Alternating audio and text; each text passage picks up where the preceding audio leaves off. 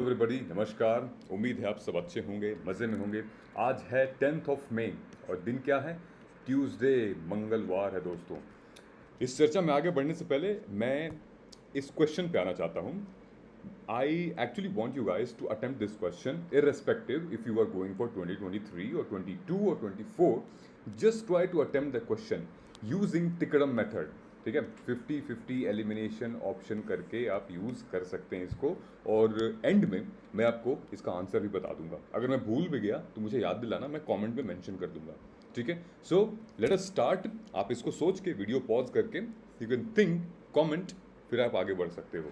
ठीक है, चलो शुरू करते हैं। सो आज का जो हमारा एडिटोरियल है, जो एनालिसिस है, वो 3 न्यूज़ पे डिपेंड करता है, and that is all the 3 news are equal important. कौन कौन से हैं देख लेते हैं। सो आज का ये द हिंदू न्यूज़पेपर है, जहाँ पे आया है powering up after the power crisis. So this will talk about the power crisis, be it wherever you are, in whichever city you are. You must have experienced the power shock, the power cuts, sudden, unappropriate timing। किसी भी समय light आ रही है, जा रही है। Not only at your home, जो भी इंडस्ट्रियल एरिया हैं, जो भी मैन्युफैक्चरिंग यूनिट्स हैं, उसमें भी शॉर्टेज हो रही है, पावर सप्लाई कट्स हो रहा है। उसी के बारे में ये पूरा आर्टिकल है, बहुत ही क्रिस्प कंसाइज आर्टिकल है। इसको अगर आप पढ़ लोगे, स्पेसिफिकली इलेक्ट्रिसिटी वाला जो मुद्दा है, उसमें और कुछ पढ़ने की ज़रूरत नहीं है आपको, बिकॉज इसमें pros, cons and way forward भी बताया हुआ है। अभी मोदी जी जर्मनी गए थे, ठीक है, यूरोप के नेशन में गए थे। वहाँ पे क्या बात हुई थी, उससे रिलेटेड कुछ मुद्दे हम हल्का सा डिस्कस करेंगे, ज़्यादा डिस्कस नहीं करेंगे। Okay, because this is all comes in bilateral ties and all. अभी कोई फिक्स्ड इसमें प्रोसीजर नहीं हो रखा, it's just discussion they have. लेकिन ये जो न्यूज़ है हमारी, ये एक बहुत ही अच्छी, इम्पॉर्टेंट और it's full of knowledge, the importance of emigrants. इसमें 2-3 स्टैट्स कुछ ऐसे बताए हैं, यू कैन यूज़ दो stats in your mains answer. अगर आप कोट कर दोगे मेन्स के आंसर में, it will be amazing. I mean वो फैक्ट्स कुछ ऐसे हैं कि it's like a very true and hard facts. It's tough for people to realise, but this is the fact. ठीक है, तीनों को समझेंगे, बहुत ज़्यादा टाइम नहीं लूँगा मैं। I will quickly go and discuss this. उससे पहले टू डू लिस्ट हमारी। सो जैसे कि मैंने आपको बताया, सिविल्स दिल्ली की ऑनलाइन क्लासेस तो चल ही रही हैं, अभी हम ऑनलाइन डिस्कस कर रहे हैं। ऑफलाइन क्लासेस यानी कि classroom classes, proper offline batches start हो चुके हैं। 3rd week of this June month, next month में क्लासेस स्टार्ट हो जाएंगी। और 1-to-1 मेंटरशिप के लिए आप अभी नीचे डिस्क्रिप्शन बॉक्स में लिंक दिया है, उसको एनरोल कर सकते हैं। आप सिविल्स दिल्ली के ऑफिस जा सकते हैं, जो करोल बाग मेट्रो स्टेशन के नीचे है। वहाँ पे जाके आप डिस्कशन कर सकते हैं। ओके, और इन केस आपको कोर्स लेना है या फिर आपको कोई डिलेमा है, लें या ना लें, क्या क्या चीज़ें कवर होती हैं, everything top to bottom you can go and enquire. You there will be mentors available and they will guide you, they will educate you and they will tell you these are the programmes. In case if you would like to join, please use my code SID UPSC 15। इसको आप use कर लेना और 15% extra offer मिल सकता है आपको। ठीक है, बताना मत, लास्ट में बताना कि मेरे पास ये कोड है। ठीक है, आपको 15% ऑफ मिल जाएगा। ये है वो UPSC IAS का 2023 फाउंडेशन बैच का प्रोग्राम, 15 मई तक एप्लीकेबल है। और आपको ईमेल करना है इस पे parth@civilsdaily.com। ओके, पार्थ सर हैं जिन्होंने ये इनिशिएटिव का जिम्मा लिया है, parth@civilsdaily.com। ठीक है, वीडियो पॉज करके आप देख भी सकते हो यहाँ पे, और मोबाइल नंबर भी दिया है, यानी कि व्हाट्सएप नंबर है, यहाँ पे भी आप इनको व्हाट्सएप कर सकते हो। ठीक है, आगे बढ़ते हैं। मैंने आप लोगों से डिस्कस किया था कि हम जो संवाद है वो आज करेंगे, लेकिन अनफॉर्चुनेटली जैसे कि मैंने बताया कि I am running up with some family emergency situation. अभी हॉस्पिटल में आना जाना बहुत लगा रह रहा है। सो ये जो टॉपिक है, ये हम फ्राइडे को ले आएंगे। ठीक है, फ्राइडे को शाम को हम यूनिफॉर्म सिविल कोड पे चर्चा करेंगे, संवाद करेंगे।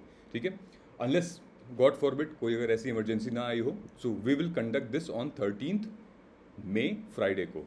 ठीक है, और ये था वही ऑफलाइन वाला जो सिस्टम है। डिटेल में जानने के लिए आप वीडियो पॉज कर सकते हैं और फिर इसको देख सकते हैं। Smash UPSC CSC 2023 offline batch programme, और मेरा कोड वो यूज़ कर लेना। ठीक है, SID UPSC 15 वाला। ओके, और ये हमारा कम्युनिटी स्पेस है। बहुत सारे ऐसे एस्पिरेंट्स हैं जो कम्युनिटी स्पेस पे भी आके उनको बहुत सारी इन्फॉर्मेशन पता चलती है। हम डेली एक्टिविटीज़ कुछ करते हैं, वेबिनार हो गया या उसके बाद कोई मोटिवेशनल टॉक हो गई, कोई इंपॉर्टेंट डिबेट हो रही है, उस पर भी हम यहाँ पोस्ट करते हैं। तो लिंक भी डिस्क्रिप्शन बॉक्स में दिया है, आप उसको ज्वाइन कर सकते हैं। Alright, so these are the recently जो वीडियोज़ हमने अपलोड किए हैं। और in case you have not subscribed, आप सब्सक्राइब कर लीजिए। और जैसे आप सब्सक्राइब करोगे और बेल आइकन को दबाओगे तो कुछ ऐसा आइकन आपके स्क्रीन पे मोबाइल में आ जाएगा, ताकि आप नोटिफिकेशन मिस ना कर पाओ, वीडियोस मिस ना हो पाए आपसे। राइट, चलिए तो हम आते हैं, शुरू करते हैं आज के टॉपिक पे, powering up after the power crisis shock. So you can see here images of what, ये इमेज है, ये सारे ट्रेन, ये मालगाड़ी होती है ना, ये मालगाड़ी पे कोयला जा रहा है, देखो कोल, ठीक है। रिसेंटली न्यूज़ क्या हुई है कि होम मिनिस्ट्री ने, रेलवे मिनिस्ट्री ने पैसेंजर ट्रेन्स को कैंसिल कर दिया है, पैसेंजर ट्रेन्स को डाइवर्ट भी कर दिया है। क्यों? क्योंकि अभी पावर क्राइसिस हीट वेव्स की वजह से। अगर आप हीट वेव्स के बारे में नहीं जानते हैं तो कल आद्या मैम का एक वीडियो रिलीज़ हुआ था, La Nina and El Nino, उसके बारे में आप पढ़ लीजिएगा, ठीक है। So these are the consequences of those La Nina, heat waves, El Nino, कि भाई क्या क्राइसिस हो सकती है हमारे क्लाइमेट के ऊपर। तो this is one of the major consequences and crisis. Which one? Electricity का जो ओवर कंजम्पशन है या फिर पावर क्राइसिस है। सो पैसेंजर ट्रेन्स को रोका जा रहा है, कैंसिल किया जा रहा है, डाइवर्ट किया जा रहा है, ताकि ये जितने भी मालगाड़ी हैं जो कि कोयला लेके जाते हैं पावर प्लांट्स पे, उनकी जो ड्यूरेशन है वो जल्दी चली जाए, वो जल्दी पहुंच जाए वहाँ पे, ताकि फिर वो डिमांड मीट हो, ठीक है। कंजम्पशन जिस हिसाब से हो रही है, सप्लाई बहुत तेज़ होगी ताकि वो डिमांड मीट हो।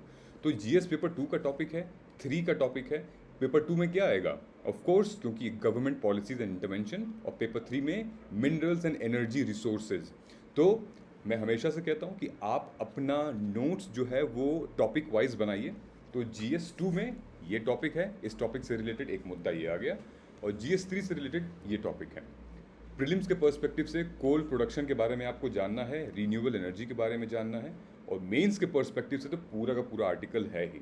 राइट, सो आप देख रहे हो कि ये न्यूज़ द हिंदू में आई है, फिर इंडियन एक्सप्रेस में, फिर इंडियन एक्सप्रेस में, कि भाई जो भी स्टेट्स स्पेसिफिकली जहाँ पे इंडस्ट्रीज़ ज़्यादा हैं, जहाँ पे कंजम्पशन इलेक्ट्रिसिटी का बहुत ज़्यादा है, जहाँ पे मैन्युफैक्चरिंग यूनिट्स हैं, या फिर जहाँ पे पॉपुलेशन बहुत ज़्यादा है, वो लोग, और स्पेसिफिकली वो सिटीज़ जहाँ पे अर्बन पॉपुलेशन थोड़ी ज़्यादा है, जहाँ पे सिटीज़ थोड़ी सी स्मार्ट हो रही हैं, क्योंकि इलेक्ट्रिसिटी की कंजम्पशन वहाँ पे बहुत ज़्यादा हो रही है, ठीक है। नाउ डेज देखो, इलेक्ट्रिसिटी की कंजम्पशन इंडस्ट्रियल मैन्युफैक्चरिंग यूनिट में तो है ही, राइट, लेकिन अब बढ़ती टेक्नोलॉजी के साथ, हम कहते हैं ना कि अब हमें टेक होना है, टेक्नोलॉजी। सो बढ़ती टेक्नोलॉजी के साथ इतने सारे इक्विपमेंट्स हैं, इतने सारे मशीन्स हैं, और आपकी इंटरनेट भी तो है। इंटरनेट ऐसा है कि मतलब it's never ending and never stopping. एक बार रुक जाता है इंटरनेट तो दिमाग ख़राब हो जाता है, राइट। सो कंजम्पशन साइमल्टेनियसली बहुत ज़्यादा बढ़ रही है, और उसकी मार्केट में डिमांड मीट नहीं हो पा रही है, ठीक है। सप्लाई मीट नहीं हो पा रही है, demand of course certainly demand काफ़ी ज़्यादा है। सो इस क्वेश्चन को हम समझते हैं कि भाई, कि ऐसा कौन सा सेक्टर है, ऐसा कौन सी जो सोल्यूशन है जिसको हम उस पर काम कर सकते हैं, देन पावर क्राइसिस के शॉक को हम थोड़ा सा कम कर सकते हैं, right. So a lesson is that the demand growth projection and supply arrangement need to be become central to the regulatory process, ठीक है। तो जो ऑथर हैं वो ये कह रहे हैं कि भाई आखिर हमसे गलती कहाँ हो रही है। हमसे गलती मतलब कि जो सेंट्रल गवर्नमेंट है या फिर स्टेट गवर्नमेंट भी है, उनसे गलती कहाँ हो रही है, कहाँ पे वो गलत कर रहे हैं, या फिर कहाँ पे वो उनका मामला, कहाँ पे वो इग्नोर कर रहे हैं, या कहाँ पे रेगुलेशन नहीं हो रही है, अकाउंटेबिलिटी नहीं हो रही है। So this is what we are going to learn here, ठीक है।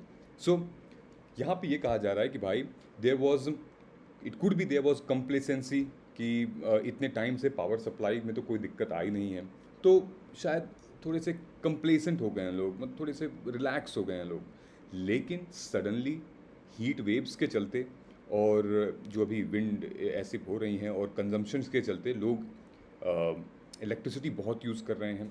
घरों में AC, refrigerator, washing machine, geyser, किसी किसी काम के लिए वो यूज़ होता रहा है, right? So it was however not appreciated that electricity demand growth had been lower than expected, ठीक है, ड्यू टू स्लोअर और लेस इंटेंसिव इकोनॉमिक ग्रोथ। वैसे भी हमारी इकोनॉमिक ग्रोथ तो अभी धीरे धीरे चल रही है और उसमें ये तो बिल्कुल ही नहीं एक्सपेक्ट किया था कि पावर क्राइसिस आ जाएगी। सो अब ये पावर क्राइसिस हमारी स्लो इकोनॉमिक ग्रोथ में आ चुकी है। So how we can do it? So there are two major economic factor which has happen. क्या हुआ है कि भाई two robust economic factor is, पहला तो कोविड है। कोविड की वजह से भी लोग अपने घरों में थे, इलेक्ट्रिसिटी कंज्यूम कर रहे थे, दिन रात कंज्यूम कर रहे थे। एंड सिंस लोग घरों में थे तो भाई ऑफ कोर्स कभी कभी होता है ना, लोग घर से चले जाते हैं तो सब कुछ बंद हो जाता है, लाइट, पंखा, फ्रिज, टीवी, एसी, कूलर। लेकिन जब जो घर में हैं, 24 घंटे घर में रह रहे हैं, वो तो यूज़ करेंगे, राइट? सो कोविड-19 के सिचुएशन में भी इसका क्राइसिस देखा गया, डिमांड बहुत ज़्यादा देखी गई। दूसरा, unexpected heat waves which have brought back the power cuts, ठीक है। कहीं पे हीट वेव्स, कहीं पे कुछ तो दोस्तों ऐसी, ये आप पीछे देख रहे हो ना वायरिंग, हीट वेव्स की वजह से इसमें जो कॉपर्स वायर होती हैं, इसमें जो ब्लैक वायर जो होती हैं वो गल जाती हैं, पिघल जाती हैं, पावर कट्स हो जाता है, शॉर्ट सर्किट हो जाता है, कहीं कहीं तो ब्लास्ट भी हो जाता है ट्रांसफार्मर, ठीक है। इतनी ज़्यादा गर्मी है, इतने ज़्यादा उसमें लोड वो इतना ले रहा है कि ब्लास्ट हो जाता है या फिर पावर कट हो जाती है। सो बहुत ज़्यादा डिमांड है इस चीज़ की। तो ये दो फैक्टर, एक इकोनॉमिक फैक्टर देखे गए हैं इन चीज़ों से। नाउ तो बेसिकली बात ये हो रही है कि the government is undertaking emergency measures such as cancelling passenger trains so as to able to get the Indian Railways to transport more coal to power plant, जो मैंने आपको बात बताई। ऑल्सो ये कोल इंडिया को, जहाँ जहाँ पे कोल फील्ड्स हैं, उनको डायरेक्ट कर रहे हैं कि भाई आप अपने सप्लाई पे फोकस रखो, आपकी सप्लाई नहीं ख़त्म होनी चाहिए, राइट? इन चीज़ों पे अब हम आते हैं नेचर ऑफ कंज्यूमर डिमांड। भाई हमारी डिमांड की क्या क्या नेचर हैं वो हम समझ सकते हैं। So we will look at the holistic point of view and there has to be responsibilities first, okay. सबसे पहले तो हमारी जो सप्लाई चेन है, अगर हमारी सप्लाई चेन, कहा जाता है भाई भारत में चीज़ें जितना डिमांड है उतना सप्लाई मेंटेन हो रही है, ठीक है, लेकिन हमारे यहाँ पे सप्लाई चेन बहुत गड़बड़ है। इनफैक्ट अगर आप शार्क टैंक भी देखते होंगे, शार्क टैंक स्टार्टअप्स वाला जो है, उसमें भी कई बार कई दफ़ा लोगों ने कहा है कि इंडिया में जो मेजर क्राइसिस चल रहे हैं उसमें one of the most important crisis और इमीडिएट जिसमें हमें रेगुलेशन चाहिए वो है लॉजिस्टिक्स, वो है सप्लाई चेन। भारत में अगर सप्लाई चेन की व्यवस्था टाइट हो गई तो फिर जो डिमांड और सप्लाई की जो रिक्वायरमेंट और जो नीड है, उसमें जो ब्रिज करने वाला ये जो एसेंशियल पार्ट है सप्लाई चेन, उसकी वजह से टाइमली हम चीज़ें डिलीवर कर पाएंगे। अदरवाइज सिर्फ सप्लाई चेन की वजह से कहीं डिमांड है और कहीं सप्लाई, उसको हम मीट नहीं कर पाएंगे, राइट? फॉर एग्जांपल दिल्ली में इलेक्ट्रिसिटी की डिमांड ज़्यादा है, ठीक है, लेकिन यूपी, आसपास के यूपी के जो ज़िले हैं वहाँ पे अगर इलेक्ट्रिसिटी प्रोड्यूस हो रही है तो वहाँ पे यार मतलब थोड़ा सा कम, उतना डिमांड नहीं जितना दिल्ली में है। तो फिर वो सप्लाई चेन अगर नहीं होगी हमारे पास, वो ट्रांजिशन नहीं होगा, तो फिर गैप आ जाएगा। उस गैप की वजह से फिर हम मीट नहीं कर पाते हैं। सबसे इम्पॉर्टेंट पार्ट है हमारा supply chain, logistics, B it in any field, ठीक है। ज़रूरी देखो, आजकल जोमेटो क्या कर रहा है, स्विगी क्या कर रहा है, इंस्टामार्ट क्या कर रहा है, 10 मिनट में आपको डिलीवर कर दे रहा है चीज़ें, ठीक है। भाई हमें ये इंडिया नहीं चाहिए, हमें ये इंडिया चाहिए कि 10 मिनट में इतनी बड़ी बड़ी मुश्किलें सॉल्व हो जाएं, ठीक है। क्या 10 मिनट में power backup supply chain complete हो सकती है, ठीक है। क्या 10 मिनट में लोगों को इंसाफ मिल सकता है? क्या 10 मिनट में लोगों की सुनवाई हो सकती है? क्या 10 मिनट में आपको हॉस्पिटल में इमरजेंसी में भर्ती करा सकते हैं? नहीं। लेकिन 10 मिनट में आपको खाना मिल जाएगा, 10 मिनट में आपको सामान मिल जाएगा। तो राइट चीज़ों पे फोकस हमें करना पड़ेगा, हमारी पूरी इकोनॉमी को करना पड़ेगा। वो 10 मिनट वाली चीज़ें अगर इन क्राइसिस में अगर आ जाएं तो India can do wonders, right. दूसरी चीज़ हम यहाँ पे देखते हैं, अंडर द इलेक्ट्रिसिटी एक्ट जो रिस्पॉन्सिबिलिटी है किसकी, डिस्ट्रीब्यूटिंग लाइसेंस एंड कंपनी, जिसको हम डिस्कॉम भी कहते हैं, डिस्ट्रीब्यूटिंग लाइसेंस कंपनी, ठीक है। तो जो रिस्पॉन्सिबिलिटी है डिस्कॉम की वो है कि भाई एक रिलायबल क्वालिटी इलेक्ट्रिसिटी को प्रोड्यूस करना ताकि कंज्यूमर्स के डिमांड मीट होती रहे, ठीक है। अब डिस्कॉम कहाँ से आता है? डिस्कॉम, अब जैसे इलेक्ट्रिसिटी भी स्टेट सब्जेक्ट है, तो स्टेट सब्जेक्ट में state they are responsible for delivering timely electricity to all the consumers, और जो स्टेट है फिर वो डिस्कॉम के थ्रू चैनल पास करवाता है। डिस्कॉम मतलब कि डिस्ट्रीब्यूटर लाइसेंस और कंपनी, राइट। अब राज्य थोड़ी अकेले ऐसे कर पाएगा। जैसे भाई दिल्ली में BSES है, कहीं पे राजधानी है, कहीं पे और भी कोई इलेक्ट्रिसिटी की यूनिट है, राइट। सो इस तरीके से ये लोग डिमांड मीट करते हैं डिस्ट्रीब्यूटर चैनल्स के through. To do so, they enter into contracts with a number of generating companies in order to ensure adequate supply. और इसके बाद भी डिस्ट्रीब्यूटर लाइसेंस के बाद भी कई सारे ऐसे कंपनीज हैं, आप लोकली कह लो या फिर आप नेशनल एजेंसीज कह लो, कि ये मीट जो डिमांड है उसको मीट किया जाता है, ठीक है। With higher incomes and consequent increase in the use of air conditioners, other electrical appliances, the nature of electricity demand is going to be a correlative transformation rising with daily and seasonal peak, ठीक है। और क्या कह रहा है? And spike on very hot or cold days. This will only increase in the years ahead, and certainly it has to increase the way our population is increasing, the way the industrial areas are increasing, the way our productions are increasing, and simultaneously technology के लिए तो हमें चाहिए ही चाहिए. So these are the nature of our demand. ये समझ में आ गई चीज़ें। अभी हम यहाँ चलते हैं कि टूवर्ड्स द रिलायबल सप्लाई। अभी आपको ये समझ में आ गया कि डिमांड क्या है, अभी सप्लाई क्या है हमारे पास। फिलहाल जो सप्लाई है कि भाई अभी जो डिमांड को नज़र में रखते हुए आवर सप्लाई इज़ अनसर्टेन। कहीं पे ज़्यादा है सप्लाई, कहीं पे डिमांड इतनी ज़्यादा है कि सप्लाई नहीं हो पा रही है, ठीक है। So the question is to ask whether ये जो डिस्कॉम है ना, डिस्ट्रीब्यूटर और companies, to have been making and updating their demand growth projection scenarios over the medium and adequate supply की chain में. So the need is to become a central to regulatory process. Central government को एक regulatory process निकालना पड़ेगा जिसके तहत state government को भी इंश्योर करना पड़ेगा टू मीट द डिमांड। और दूसरा है ensuring reliable supply to meet anticipated peaks, ठीक है, reliable supply to meet anticipated peak as have occurred now. अभी जैसे सिचुएशन आई है वैसे हमें करना पड़ेगा, ये इंश्योर करना पड़ेगा कि हमारे पास बैकअप है, ठीक है। This requires making supply arrangement and reserve margins that are adequate. So these should be expensive just as backup private capital diesel generation, ठीक है। तो हम एक इमरजेंसी सिचुएशन के लिए रेडी हो रहे हैं। जैसे अभी कई सारे स्टेट्स, कई सारे सिटीज़ जो पावर क्राइसिस झेल रहे हैं, ये उस सिचुएशन की बात कर रहा है कि हमें एक बैकअप होना चाहिए, एक प्राइवेट बैकअप कैप्टिव यूनिट होनी चाहिए जो कि इस सिचुएशन में फिर वो ऑन हो सके और फिर एक्चुअली इमीडिएट सप्लाई कर सके। So regulatory commission needs to provide such expensive peaking power arrangement in the tariff they approve, ठीक है। It is also time to move towards a separate peaking power procurement contracts in addition to long-term thermal power plant. So it would be useful to see if a granular manner where generator have defaulted contractually in supplying power to DISCOM. तो कभी कभी जो generators हमारे यहाँ हैं वो कम capacity के होते हैं और वो भी फेल हो जाते हैं सप्लाई करना। कभी कभी तो यार मतलब ब्लास्ट भी कर जाते हैं, पावर कट्स हो जाते हैं, उसमें शॉक्स, इलेक्ट्रिक्यूशंस, वायर कटिंग्स, बहुत सारी चीज़ें ऐसी उसमें आ जाती हैं जिसकी वजह से फिर डिस्कॉम को वो पावर सप्लाई नहीं कर पाते हैं, वो डिमांड फिर वो मीट नहीं कर पाते हैं, ठीक है। So and where Coal India and Indian Railways has been default further.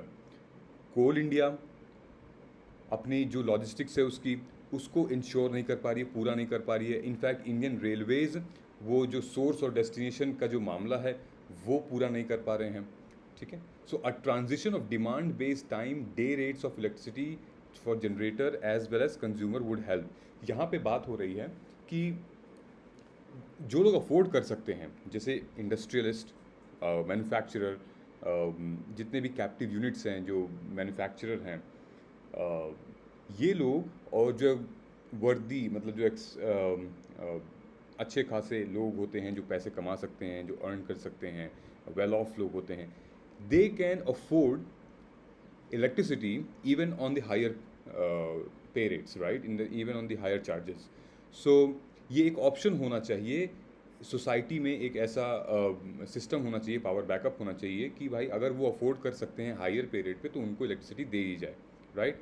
If not then जो लोग नहीं कर पा रहे हैं उनको किसी एक टाइम पे फिर वो इलेक्ट्रिसिटी को कंज्यूम कर सकते हैं। जैसे यहाँ पे बात हो रही है, फॉर एग्जांपल जो अफोर्डेबल जैसे कॉमन मैन है, ठीक है, दिन में पे रेट बहुत हाई है, या दिन में वो एसी नहीं चला पाएंगे भाई, दिन में वो गीज़र या फिर दिन में वो वॉशिंग मशीन नहीं चला पाएंगे, ठीक है, तो उनके लिए एक स्पेसिफिक टाइम हो जाए, रात में 3 बजे या 4 बजे they can switch on washing machine, they can switch on their air con, वो 2-3 डिग्री कम करके वो चला लें रात में। आप समझ रहे हैं कैसे हम इसको सस्टेनेबली यूटिलाइज कर सकते हैं, दिन में नहीं तो रात में, ठीक है। दिन में बहुत ज़्यादा इलेक्ट्रिसिटी कंज्यूम होती है, पूरा दुनिया जगह रहता है दिन में, चाहे फ्रिज हो गया, चाहे एसी हो गया, music system, fan, light, everything is on.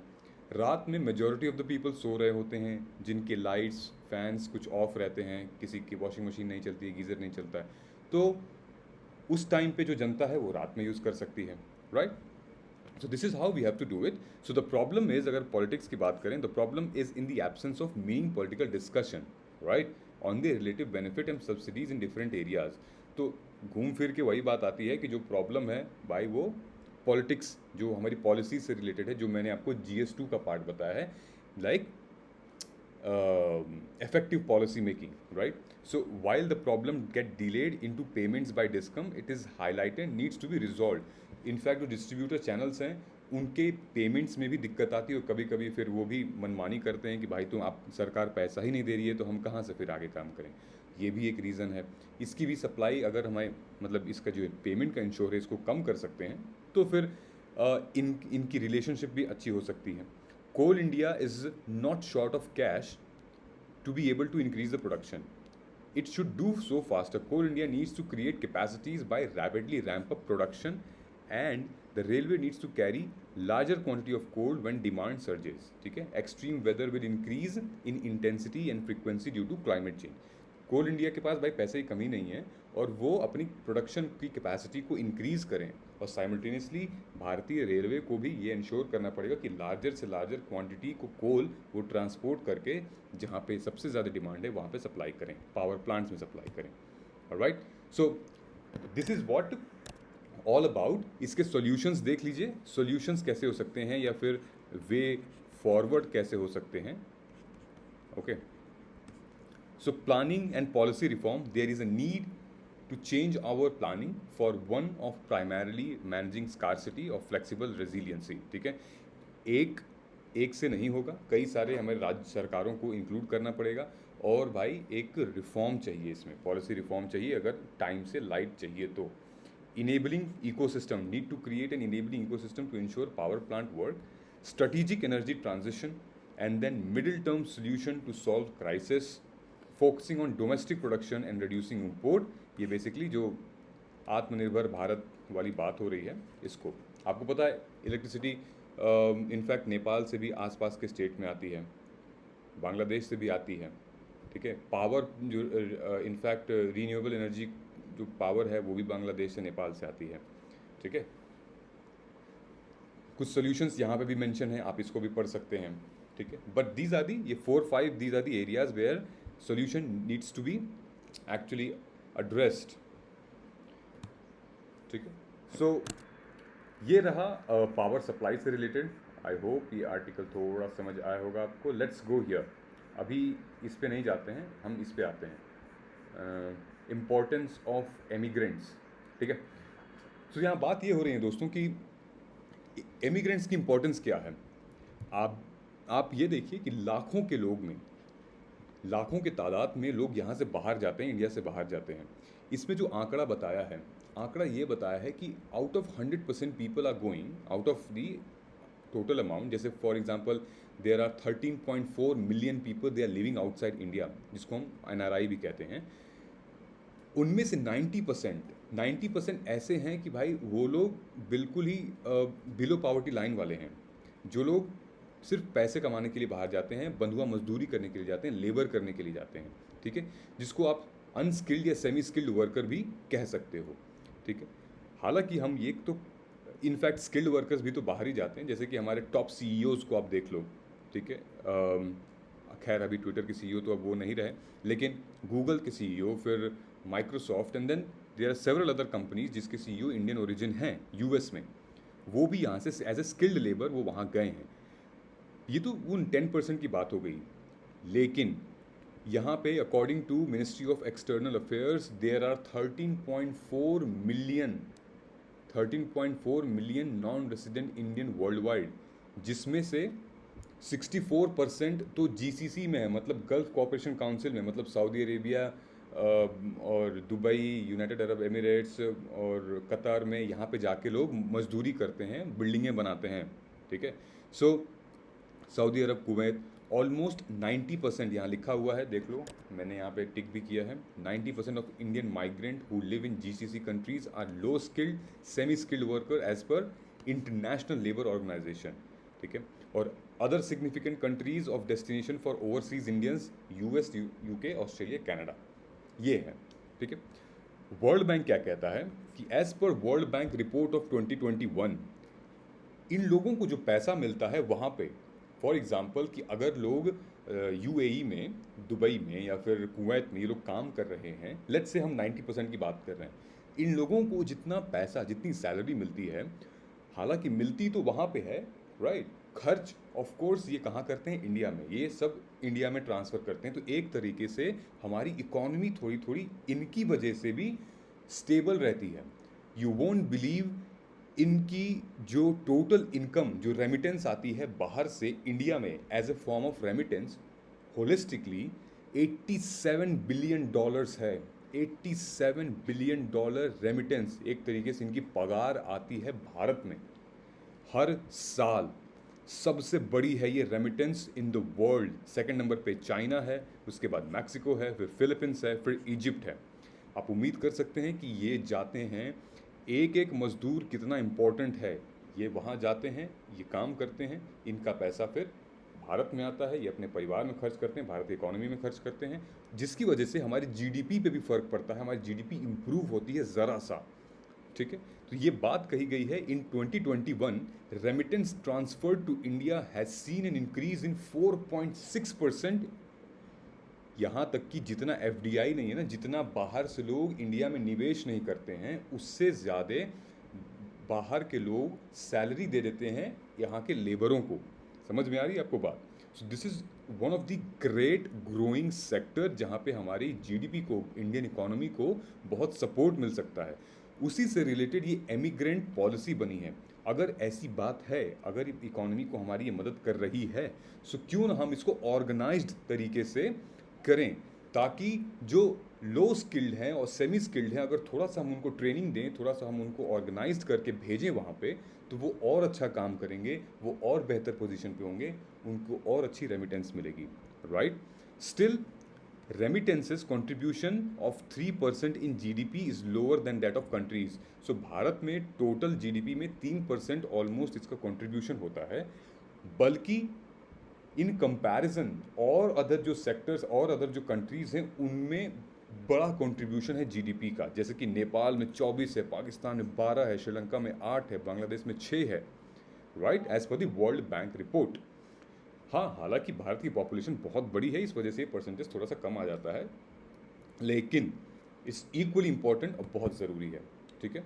सो आप ये समझिए कि एक एक जो लो स्किल्ड मजदूर है जो बाहर काम कर रहा है, उसका हमारी इकोनॉमी में कितना बड़ा कंट्रीब्यूशन है, right. So importance of emigrants यहाँ पे बता रहा है। फॉर एग्जांपल 2015 में नेपाल में अर्थक्वेक आया था, लेकिन जितने लोग उसके ओवरसीज़ काम कर रहे थे ड्यूरिंग द टाइम 2015 के टाइम पे, जो रेमिटेंस आई वहाँ से, जो पैसा आया, जो लोगों ने पैसा भेजा नेपाल में अपने फैमिलीज़ में, उसकी वजह से उनकी इकोनॉमी जो है वो काफ़ी इम्प्रूव हो गई थी। उनको बहुत ज़्यादा काम करने को ज़रूरत नहीं पड़ा था, ठीक है, बहुत ज़्यादा लोन लेने की ज़रूरत नहीं पड़ी थी। So Nepal is one of the biggest example. Question यहाँ पे ये है कि क्या भारत में इतनी रेमिटेंस आ सकती है कि उसका जीडीपी का 10% वो हो सकता है? ये सवाल उठता है। Can the Philippines model of promoting labour mobility be replaced in India? अब मुझे ये फिलीपींस मॉडल क्या है, अगर आपको पता होगा तो कमेंट करके मुझे बता दीजिएगा, ठीक है। Both the cost of recruitment of such workers and the cost of sending remittance back to India should come down, ठीक है।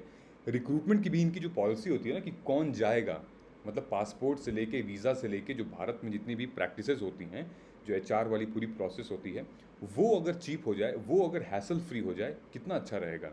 बेचारे ये लो स्किल्ड अनस्किल्ड वर्कर्स बहुत चक्कर काटते हैं, अगर इनको भी ट्रेनिंग मिल जाए तो कितना अच्छा रहेगा, राइट। सो यहीं पे ये बात बता रहा है कि the safety and well being of migrant labour is one of the top priority for the government, ठीक है। So it will reduce informal undocumented migration and formalization of all the remittance is being given due focus, ठीक है। सो recruitment agencies जो हैं उनको भाई IT, मतलब हमारे आईटी सेगमेंट को यूज़ करना पड़ेगा और इनको भी करवाना पड़ेगा, जिसकी वजह से मज़ा आ जाएगा, मतलब कि बहुत ही इंडस्ट्री में बूम आ सकती है। इन लोगों ने एक पोर्टल लॉन्च किया था 2015 में जिसका नाम था मदद। सो मदद एक रिड्रेसल ग्रीवियंस प्लेटफॉर्म लॉन्च हुआ था, जिसकी वजह से ग्रीवियंस रिड्रेसल एड्रेस कर सकते हैं ये जो माइग्रेंट लेबर हैं जो बाहर जाके काम कर रहे हैं। और लगभग 2015 से लेके और 2-3 साल के अंदर 78,000 ग्रीवियंसेस एड्रेस्ड आए, जिसमें भारत ने 95% को रिजॉल्व किया है। सो दैट इज़ कमेंडेबल, और ये पोर्टल ऑलरेडी बहुत ही पॉपुलर है और इट्स वर्किंग एफिशिएंटली। आइए समझते हैं provision of emergency bill, so immigration bill, so immigration bill की जो प्रोपोजिशन है, जो प्रोविजन है, वो क्या एम करती है? It aims to integrate immigration management and streamline the welfare of immigrant worker. So these immigrant worker essentially they are very very important. अब आपको पता चल गया होगा कि भाई इनकी वैल्यू क्या है, right. So they propose to modify the immigration check required category of worker applying for migration to 18 notified countries. ECR category mainly comprises those who have not passed class 10th and face challenges of risky immigration and subsequent hardship. ये bill है, ये bill it's mandatory that all category of worker to register before departure to any country in the world to ensure protection for them, support and safeguard in case of vulnerability. यही case इस bill में भी ensure है। जितने भी बच्चे बाहर पढ़ने गए हैं किसी भी कंट्री में, ये बिल उसके अंदर भी आता है और उनको ये इंश्योर करता है, उनको प्रोटेक्ट कर सकता है, उन पे इंश्योरेंस भी डाल सकता है, और उनकी जो वुलनरेबिलिटी है वो प्रोटेक्ट कर सकता है, जैसे कि अभी हमने देखा यूक्रेन क्राइसिस में, राइट। इस बिल का ये भी प्रोविजन है that it bill such as registration of immigrants, skill upgradation, training and procedure orientation will enhance protection measures, and then skilling of migrant workers such as potential to boost the domestic economy and low cost intervention such as foreign language training can be a great setup for these workers, right. So these are very important aspects of immigration bill 2021 and let's see ये कब पास होता है। लेकिन हमारे UPSC के लिए ये बहुत ही इंपॉर्टेंट कंसेप्ट है। हमें ये जानना, ये इंश्योर करना कि भाई इमिग्रेशन, जो इमिग्रेंट वर्कर्स होते हैं उनकी क्या वैल्यू है और भारत को क्यों इंश्योर करना चाहिए कि भाई इनकी जो वुलनरेबिलिटी है, इनकी जो लाइफ की प्रोटेक्शन है वो इंश्योर रहे, ठीक है। और last but not the least हम इसमें आते हैं, मोदी जी गए थे यहाँ पे जर्मनी, तो बहुत कुछ खास हम डिस्कस नहीं करेंगे। डिस्कस करने की यही बात है कि यूक्रेन रशिया क्राइसिस में अभी जो रिजॉल्व नहीं हुआ है, जहाँ पे भारत ने यूनाइटेड नेशन सिक्योरिटी काउंसिल में रशिया को कंडेम करते हुए ये कहा कि हम निंदा करते हैं रशिया के एक्शंस की, लेकिन साथ साथ हम एब्सटेन भी करते हैं, हम ना तो फॉर में ना तो अगेंस्ट में बोलेंगे। तो ये एक स्पेक्यूलेशन पूरे के पूरे वर्ल्ड में अंदर आ चुकी है कि भारत चाहता क्या है। और जर्मनी की और रिसेंटली फ्रांस की एक मिनिस्ट्री कैंडिडेट थी, उन्होंने ऑलरेडी कह दिया था कि भाई भारत जब वोट करता है तो पूरा वर्ल्ड देखता है। So it is equally important for India to think, realise, then act, okay. So पूरा का पूरा यही मुद्दा है कि भाई ये जो जर्मनी गए थे और यूरोप गए थे, तो क्या संबंध बदल सकते हैं या नहीं, अभी भी मामला मझधार में है। सो बेसिकली ये जो मैंने पॉइंट्स हाईलाइट किए हैं वही पढ़ने लायक हैं, बाकी आप इग्नोर कर सकते हैं और आप इसको वीडियो पॉज करके देख सकते हैं। This is not something very new, this is what we already learn, already understood, but आप इसको ध्यान में रखिएगा। और G7 की मीटिंग होने वाली है जून में, ग्रुप 7 की, जहाँ पे मोदी जी को बुलाया गया है, और वो मीटिंग इंपॉर्टेंट हो सकती है क्योंकि दैट इज़ ग्रुप 7, क्या बात हो रही है उसमें, ये इंपॉर्टेंट हो सकता है। तो ग्रुप 7 कौन कौन से हैं मुझे कमेंट करके आप बता दीजिएगा और फिर we will take this forward. Okay, so in case you guys should have any problem, let me know, comment करके बताइए और इसको यहीं पॉज करके समझ लीजिएगा इसको, ठीक है। और ये है प्रीलिम्स और मेंस का कुछ क्वेश्चंस, आप इसको कमेंट करके मुझे हमारे कम्युनिटी स्पेस में आप पोस्ट कर सकते हैं, then we will review your answer, ठीक है। तब तक दोस्तों आप अपना ख्याल रखिए और please press the bell icon और सब्सक्राइब करिए हमारे चैनल को ताकि आपसे हमारी वीडियोस ना मिस हों। मिलते हैं हम कल के एनालिसिस में, तब तक जय हिंद।